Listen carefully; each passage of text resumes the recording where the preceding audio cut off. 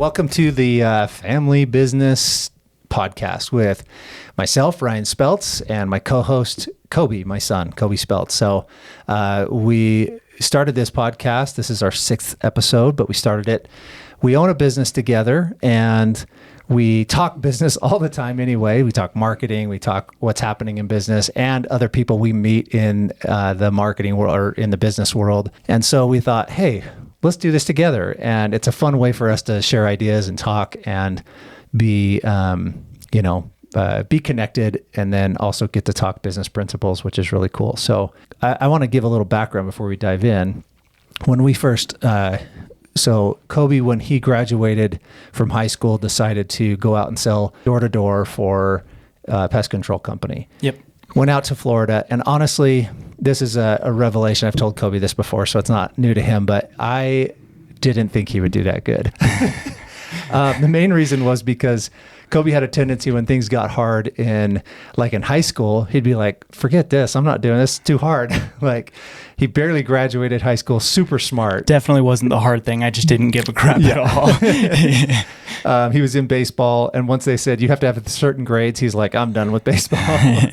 So I thought, man, he's going to get out there, and door-to-door sales is hard.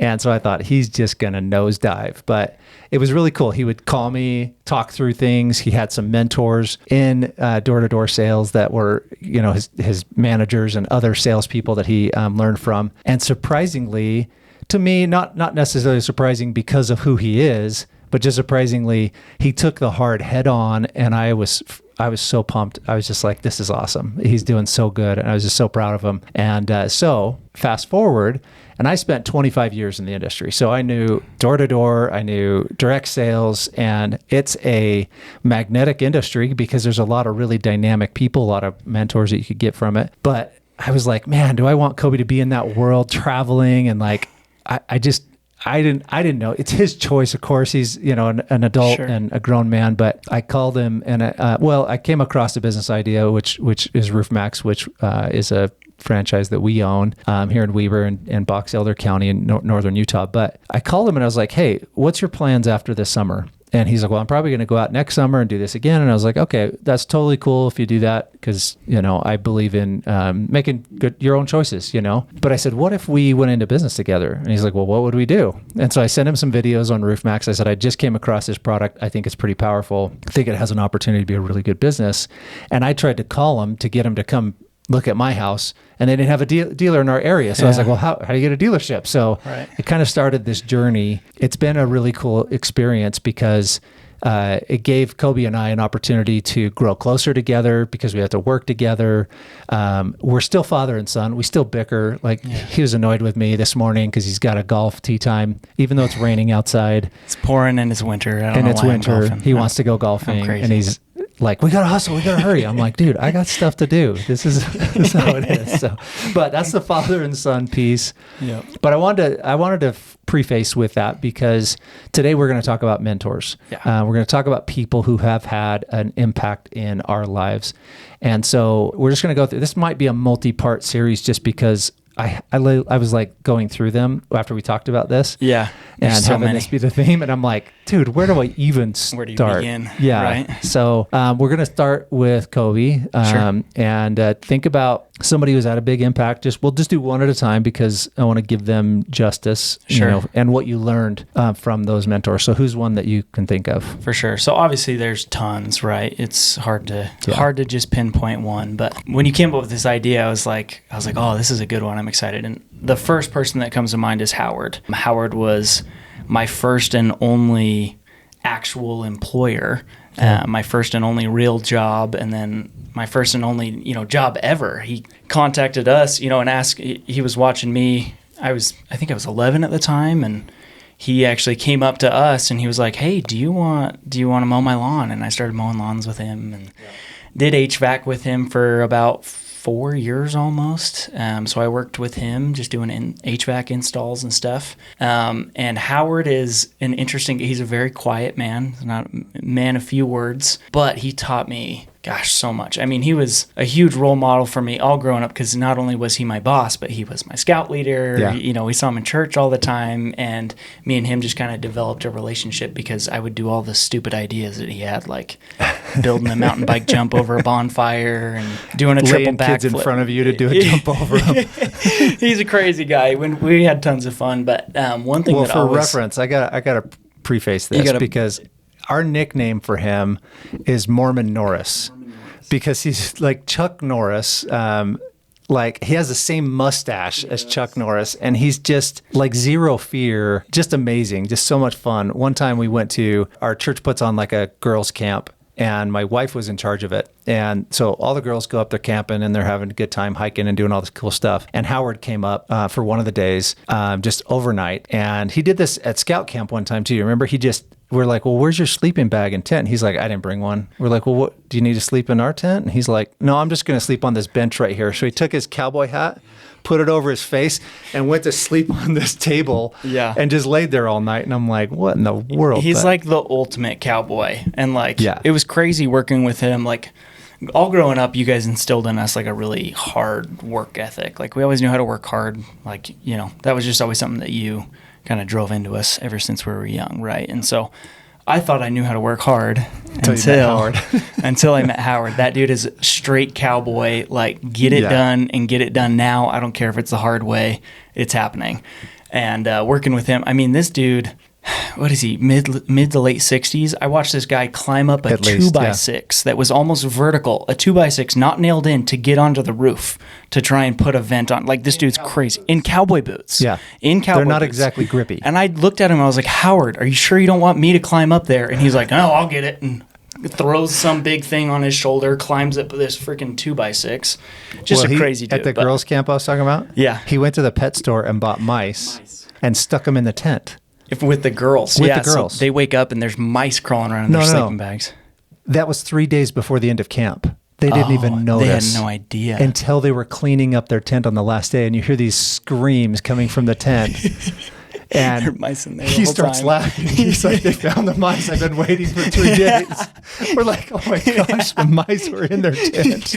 only he would do something like that. He's hilarious. Awesome. He's the coolest. So fun.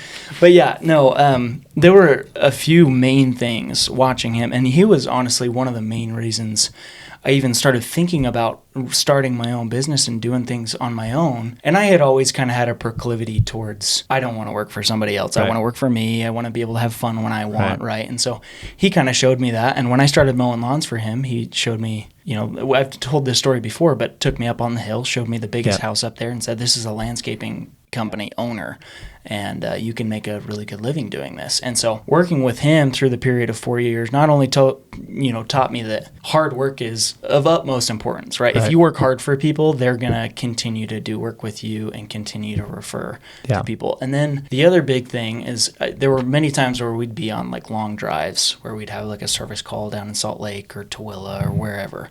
So we're driving like an hour and a half, and I would just sit in the van and chat with him and talk to him about like when he started and his story and stuff. And he just had like a really cool story. But the biggest thing for him was honesty.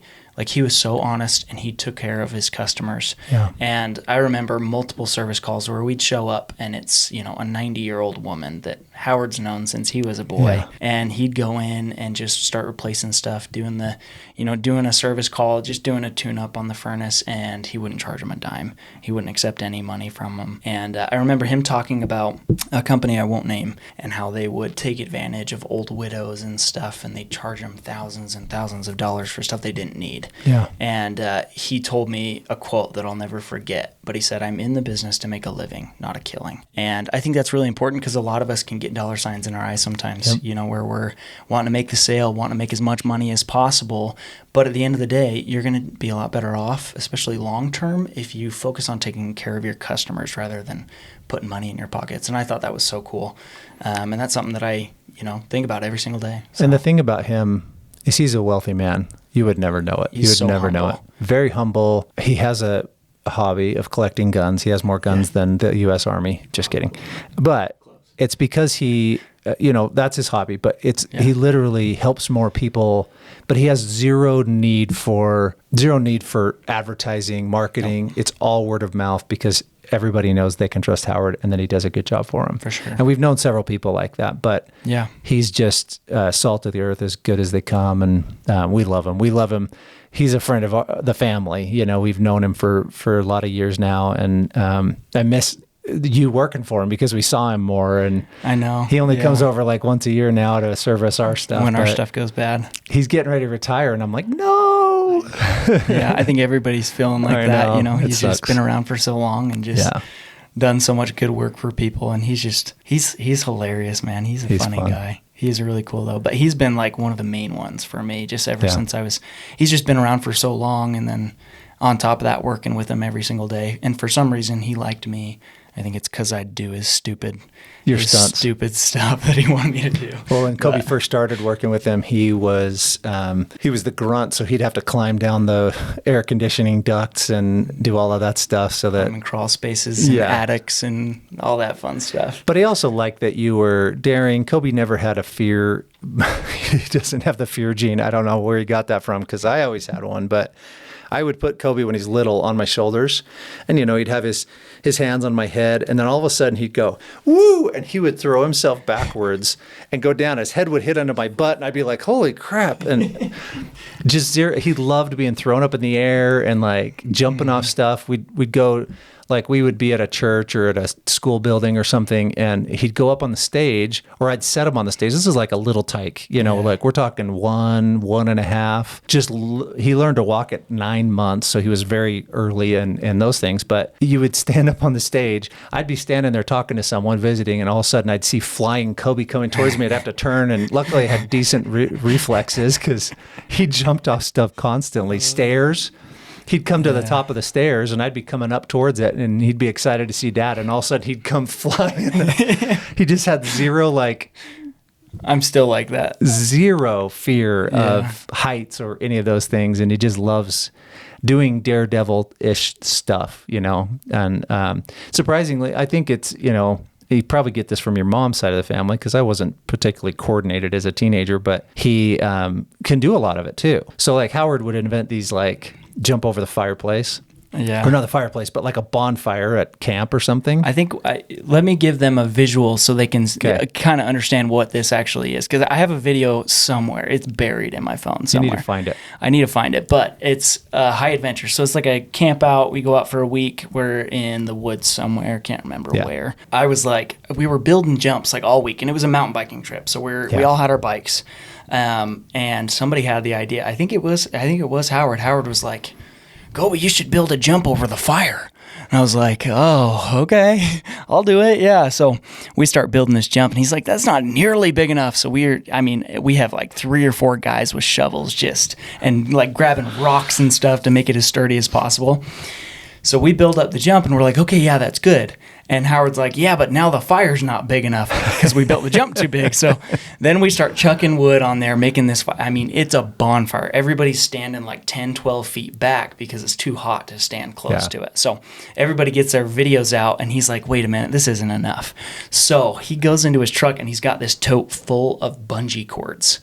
Just bungee cords, the ones that you just use to strap stuff down in your truck bed or whatever.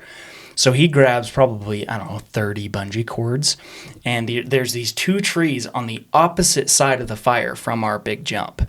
They build a spider web out of bungee cords to catch me once I jump over the fire. So then we all, set up around the fire. We've got our phones out, our videos. And I was not there, by the way. Probably would have maybe tamed this a little bit, but I wasn't there. But so I'm up there, and then our saying for the trip, I kept doing stupid stuff like this. So Howard came up with a saying, but it was just, hey guys, watch this. And then I come down on my bike, jump over the flames. The fire was so hot that it singed off my leg hairs as I was jumping over the fire. I land it, and then I fly into this bungee cord spider web. So I just stop on this one. It hurts so bad. And then I collapse on the ground. Everybody's like, yeah. And then funny enough, this was actually through this whole mountain biking trip was through Boy Scouts of America. They had it was like a guided trail. So they had like people with us, and they were so mad at us. Like we were not allowed to come back to that camp. They were so mad because we kept doing all this crazy stuff, and Howard was having me do like triple backflips off a rope swing, and they did not like us. Yeah. So, but kind of funny. Hey guys, watch this.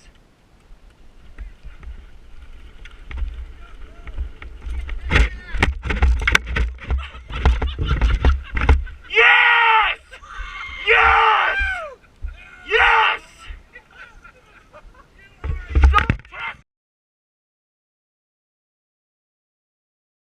The one that I showed up late, there was one down, I think it was in Goblin Valley or near there in southeast Utah.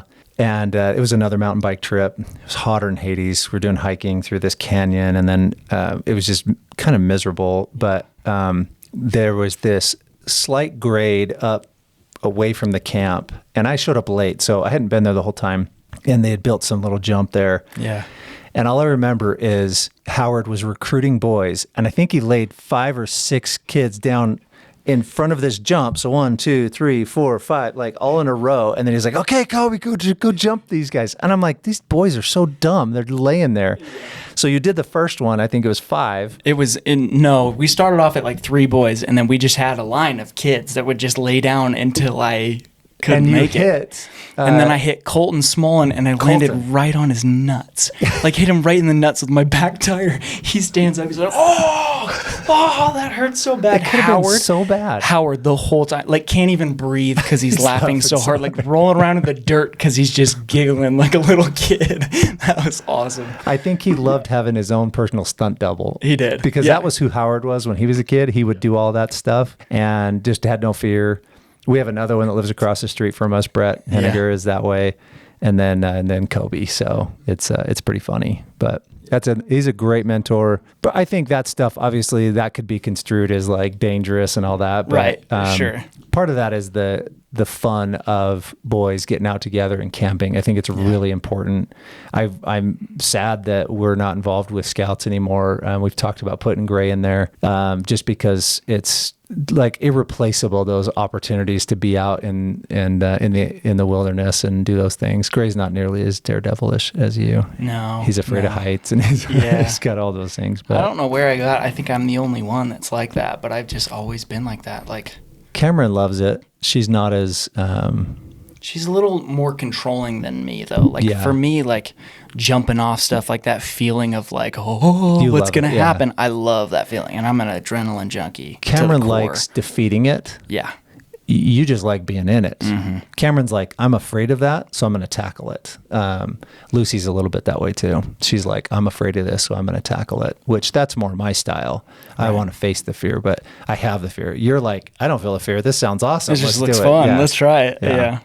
But I also love the example on the business side because Howard, his reputation is that honesty, integrity, and he has huge deals that he gets because people trust that he's going to do it right. He's going to take care of them, and he's not going to gouge them. And I love it. He's a great business mentor, great example. Yep. And he also taught me like the value of like working quick. There's nobody that works as fast as him. Like, he's amazing. Oh my goodness, like 60s, probably late 60s, and that dude will outwork me any day of the week. It's like, amazing. Just incredible. He's awesome. So what, we've been talking about Howard the whole time. He's easy to talk about. Yeah. I think we could keep going for like another hour on him because he's the best. But what are some of like your role models and your mentors that you've had?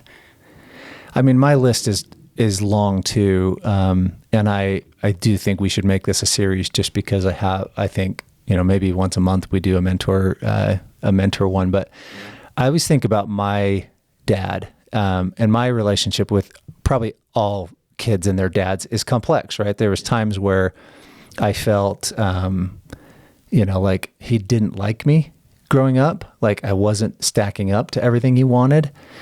But I look back on it now as a dad, and there's definitely times when you look at your kids and you're like, why are they so dumb? Why are they making this choice? Why are they doing that? But it never moves to the point where you don't like your kids. Well, it hasn't for me. And now looking back on my dad, I don't think he actually didn't like me. I just felt that way. Right. So But there were a couple of things that I learned the most from my dad. And one was his integrity was really high. And I loved that. Like there was no question about it. He was going to tell the truth and he was going to do the right thing. I love that piece. And I attempt to be that same way myself too. Like that's what I want to do. And anytime I'm tempted to tell a mistruth or even exaggerate something a little or something, I just think, no, you know what? It's better to know the truth and just to be open about it and say, I'm in this situation. Here's what's going on. That works way better than the other. So, and often I'll say, I will take the hit before I go to my client and make them take the hit, because I'll go tell them about it, but I'm going to say, I took the hit on this because we didn't communicate well and this became a problem, but just know next time it'll be different. So that's something that I learned from my dad, but also just determination. Like he came from a generation, my grandfather, Grandpa Speltz, which we called Pa, he was a businessman, but he really didn't want his son to become a businessman. It's a hard life. You know, you have ups and downs. You have times where you don't have any money. So he's like, go to school, get a good education, get a good job, which was kind of that generation. The baby boomers were taught that by their parents. And so my dad, he became an accountant. You know, he moved into that world, worked in banking and insurance and things for many years. But he's also always had kind of a leaning towards the entrepreneur. And his career, he finished as an auditor for the state of Nevada. And so he would go out to businesses, and I loved it because he would come home and tell us of the stories of these businesses. Sometimes they were sad because businesses wouldn't pay their taxes and they would end up in big trouble. Sometimes they'd lose their business. But most of the time he would be like, you got to hear about this cool business. Like this is how they started. And he has always been fascinated with those things, and retired from that job a couple of years ago, but it's kind of cool. But that's probably one of mine. The other thing about my dad, and you know this about Grandpa Speltz, is he knows everything. He's like a walking encyclopedia and thesaurus. Like he just knows so much. And it was always fascinating to me as a kid. He could have been totally BSing me. I don't know. But we'd drive around and I'd be like, hey, Dad, what about this? And a curious kid, he always knew. He always had opinions. And he's a sports fanatic. He knows everything about every team and every player. He's a business fanatic. He knows about businesses and brands and what they're doing and what their situation is. Very fascinating, man. And his mind, and I'm grateful. My mind is similar. I retain information really well and can regurgitate it. So that was another thing that I loved. And he would come to, we'd be on a family outing or whatever, and he'd be like, well, I was just reading about this. He was a voracious reader, not necessarily books. Like he read books, I read books, but he would read information. He would read about, what's happening at Disneyland or some random thing, or what's happening in the Middle East, news, but then also deep dives. The internet's been his favorite thing because he read newspapers and he read magazines. Like he was a reader, and now there's even more information for him. So he really digs in and gets all of that. But that's probably one of my, I've always looked at him as a mentor for those things. The other thing that I really love about my dad is that family was very valuable to him. He came from a very small family. He had one sister. And the Spelt side, there's not a whole lot of us. I was the only boy, and Koby and his brother we actually have two branches now. My dad was the only boy. His dad was the only boy. So there's not a lot of Speltzes that are, available, but to kind of keep the name going, But my dad came from this little family that didn't, have that big family feel. And then I have 5 sisters, so there's 6 siblings. But my dad, he came to my games. He helped our family. Like he was there. He was a present father, which I tried to emulate, right? I loved his, he was very involved with us in our schooling and, in us getting jobs and getting educations, like helping guide us, I hear the stories of people where their dad was either absent or really hard or all of those things. And I look back and I'm like, man, I'm so grateful. My dad was not easy to get along with all the time. But he was there and he loved us and he cared and he taught. And a lot, we talk about this all the time. I'm like, why didn't somebody teach them that? So here's an example, just a funny one. We went to I think it was at UNLV. I think it was at the football stadium, the Silver Dome outside of Las Vegas. And I think we went to a football game. You were pretty young, but we go walking into the bathroom. You or I had to go to the bathroom. I don't remember. We walk in and there's this kid that's like 10 years old and he's standing at the urinal, but he's got his pants down around his ankles. Pants Do you remember dropped to this? the ground. Yeah. Pants all the way down to the ground. So he's bare butt standing at the urinal, which if you've been in a men's bathroom, there's nothing blocking anybody from seeing this kid's bare butt and he's standing there peeing. But he was at the age where I was like, okay, that's what 3-year-olds do. Yeah. That's what maybe 4-year-olds do. But there should be someone who's like, okay, buddy, you don't butt pee. That's You're what we 10. call it. Yeah, we you call don't it butt pee. peeing. And like that's something that I think dads should do is they should think and teach and help boys know what they should do in their life. Help their daughters just teach lessons. That doesn't mean your kids are going to grow up and agree with you, because my kids all have varying personalities, varying, political views and beliefs. And like, they're not the same, but I was there and taught, and my dad was that way. He taught us what was important. He taught us to be honest. He taught us not to butt pee. He taught us about God. He taught us about family. He taught us about work. He taught us about all of education. Education was very important to my dad. And, that's one of the areas where I struggled because I wasn't as bad as you in aversion to education, but I was not as all in as I could have been. I was similar to you in that I was fairly smart. I wasn't like, genius level or anything, but I didn't have a struggle learning. I didn't have any learning disabilities or anything like that. But my dad was always frustrated with me because I didn't do it the way he would. He was extremely intelligent and very good at learning and school, where I was like, oh, this sucks. I don't even want to learn this. I was a little bit more of a pleaser than you. So I still went through and got like a B average, but I didn't care. Koby was like, this is stupid. I don't want to learn this. Yeah.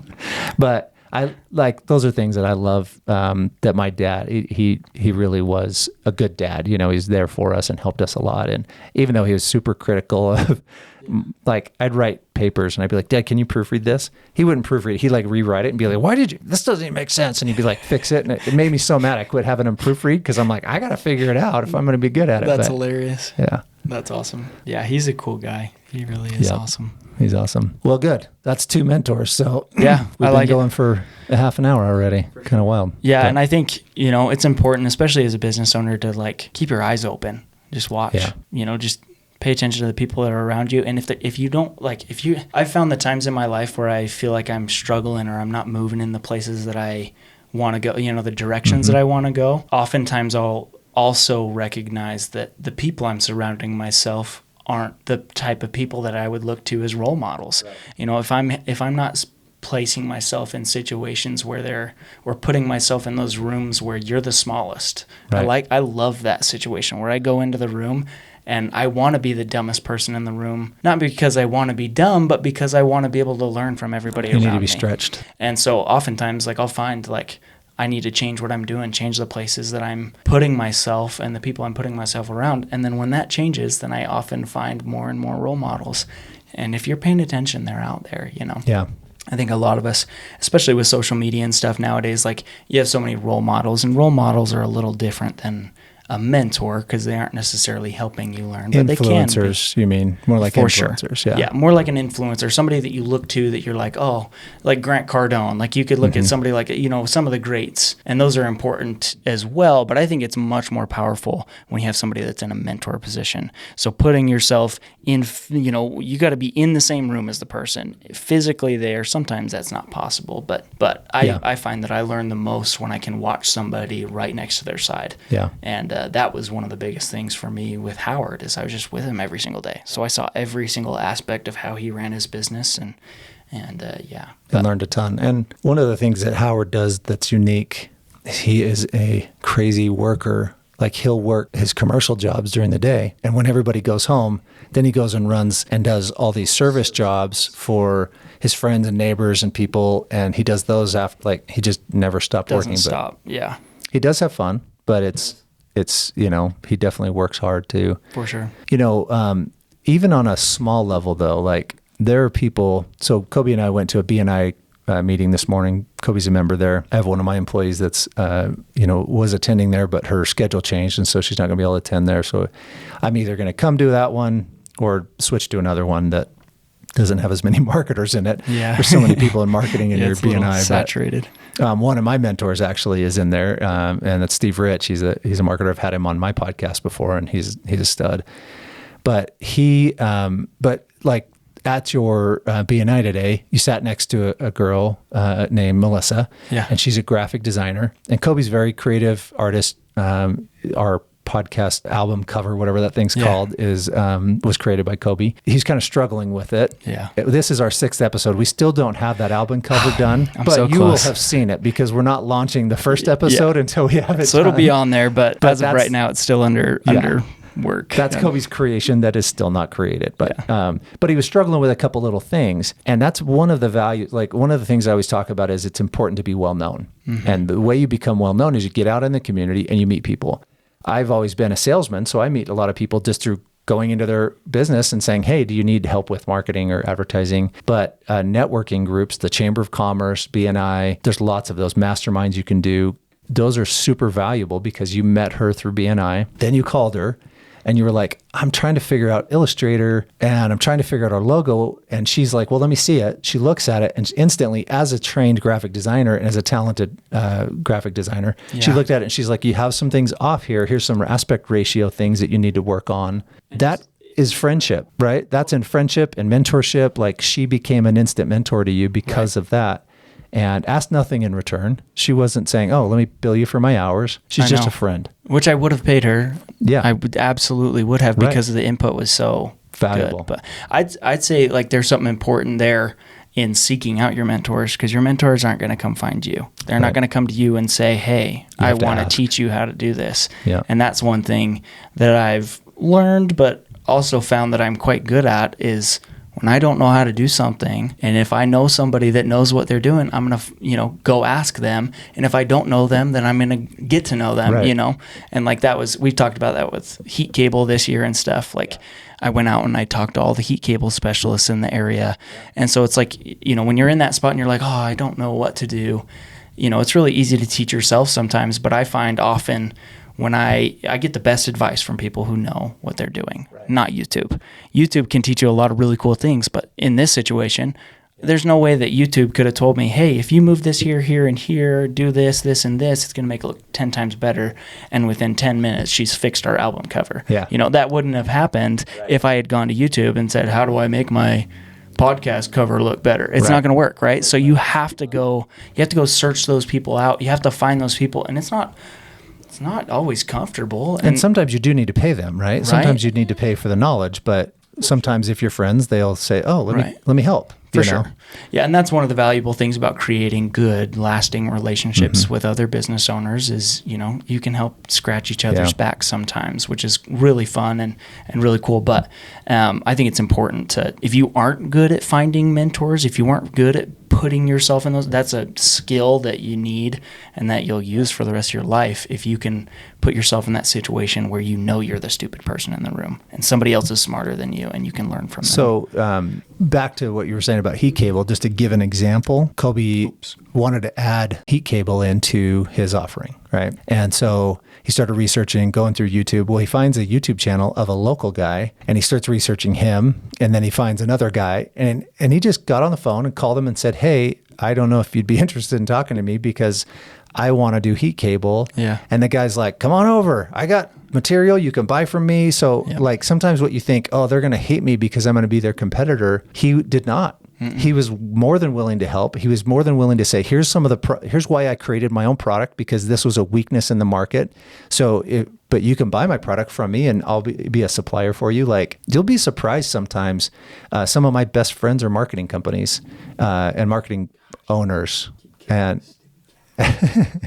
so I think that's really a valuable tool and something that you can learn to do. And sometimes you might get turned down. That's okay. Just accept that it's going to be no sometimes. But I also think the BNI standard of, what is it? Giver's Gain. Giver's Gain. Yeah, we just got these things from Steve Ellis today. Oh yeah, the core values. Shows all the core values of BNI, but then Giver's Gain is kind of like the mantra of BNI, right? If you go into it thinking, oh, I want You come in with an ask and you're like, hey, I want all this business. Give me this. Right. I want this. I need this. Nobody's going to want to talk to you. No. You sound like a jerk. And so if you come in, and I've actually found, I learn this every single time that I send a referral out, I'll almost always within that month get a referral back from that person, because then they're like, oh, he sent me business. I need to send him something, You move to top of mind. You don't even think about that when that's happening in your head. Like if somebody sends me a referral, I don't think, oh, I got to send them a referral, but then it just happens, And so that's the mantra. I actually really like it, and it's been So let's read lesson. it. It says, be willing to give first before you expect to gain. Giving unconditionally creates a better world for everyone and creates important opportunities and lasting relationships. And when I talk to people, because I talk to businesses all the time, and I'll say, you should do some networking. Don't go in with the expectation that you're going to get business right off the bat. Go in with the expectation you're going to invest over time to become the person that they know and trust, and then you will get business. But go in with the expectation that you're going to give. You're going to give referrals. You're going to see what you can do to help people. And when you do that, it'll happen.